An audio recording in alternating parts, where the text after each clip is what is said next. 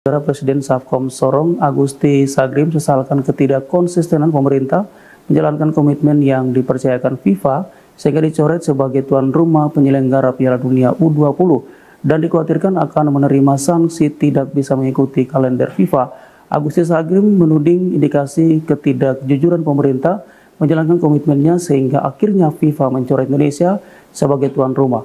Padahal dibutuhkan untuk menaikkan nama sepak bola Indonesia karena tidak bisa bersaing dan berdampak terhadap UMKM sebagaimana dijelaskan dalam wawancara berikut ini. Bung Gusti, ini soal pencoretan Indonesia sebagai tuan rumah penyelenggara Piala Dunia usia 20 yang dikhawatirkan akan diikuti dengan sanksi FIFA melarang Indonesia mengikuti kalender FIFA. Apa Anda yakin sanksi ikutan FIFA bisa terjadi? Sebelum sampai ke sanksi sudah pasti ya, cuman kita pertama harus rujuk dulu bagaimana kronologisnya tuh. Apa sih yang menjadi motivasi sehingga Indonesia minta untuk menjadi tuan rumah? Itu juga kita harus tahu dulu. Ya, yang memotivasikan Indonesia itu apa? Ya kan, sampai mereka lakukan lobby untuk mengusulkan menawarkan diri menjadi tuan rumah Piala Dunia U20. Itu kita harus tahu dulu. Ya, salah satunya adalah bahwa Indonesia tidak bisa lolos ikut event itu karena pasti akan jatuh di kualifikasi. Itu sudah pasti. Tidak bisa mampu lolos. Satu jalan untuk bisa terlibat masuk adalah bagaimana menawarkan diri sebagai tuan rumah. Pertama. Yang kedua, ini secara terang-menerang negara menolak. Bahkan Presiden pun secara psikologis dia menolak. Ya, terlihat bahwa kemudian dia menyampaikan pernyataan setelah FIFA membatalkan drawing.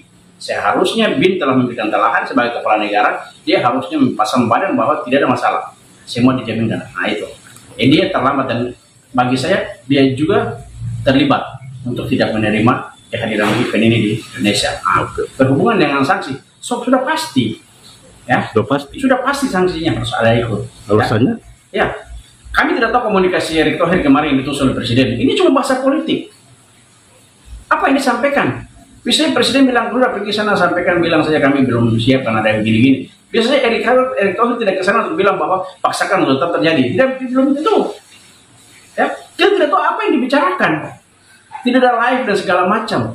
Ya kan? Bahkan dia ke sana pun Presiden pasti kasih kirim message bahwa sampaikan bahwa oke, kami tidak siap karena ada situasional gini. Tapi mohon supaya FIFA jangan berikan sanksi. Tapi FIFA tidak sebodoh itu. Gitu. FIFA ini bukan organisasi sembarangan, ya.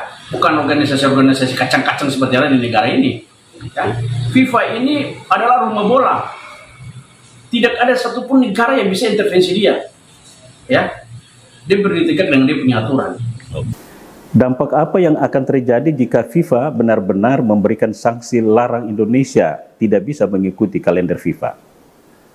Hari ini semua pejabat publik yang menyampaikan larangan, mendorong agar tidak boleh ada event dan harus Israel, tidak boleh segala macam, artinya dengan mereka punya cara berpikir. Mereka tidak berpikir bahwa kemudian mereka tidak belajar tentang FIFA.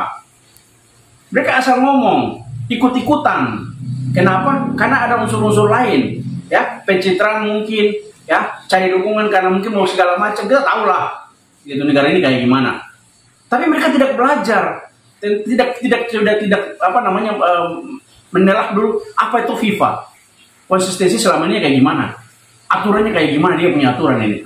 Ketika mereka pahami itu, lalu mereka akan berpikir bahwa ini bahaya, berdampak kepada ada ratusan bahkan ribuan pemain yang menggantungkan harapannya, menggantungkan asanya di salah satu cabang olahraga ini.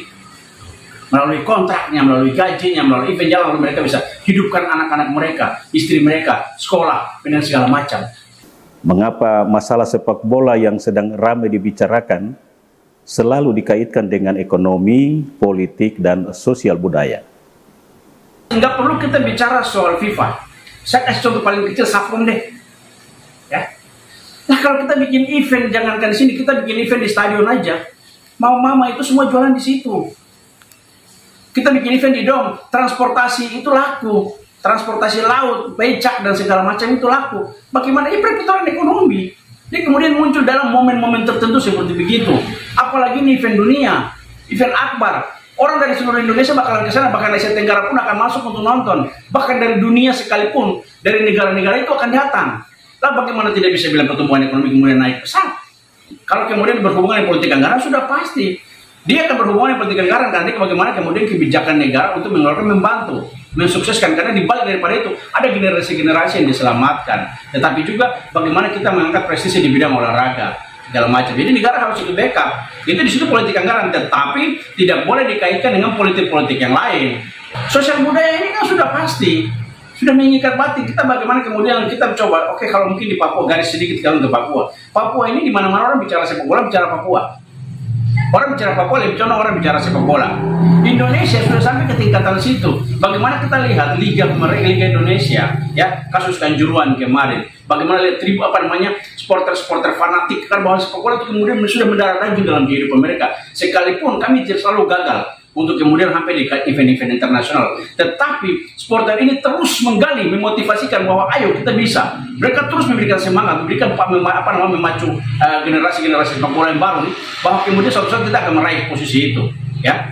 Jadi dia sudah melekat menjadi bagian dari sosial, menjadi budaya dalam kehidupan itu, sehingga ketika itu disentuh, ketika itu kemudian dibawa dalam kepentingan politik untuk kemudian dibatasi, itu Anda melukai mereka.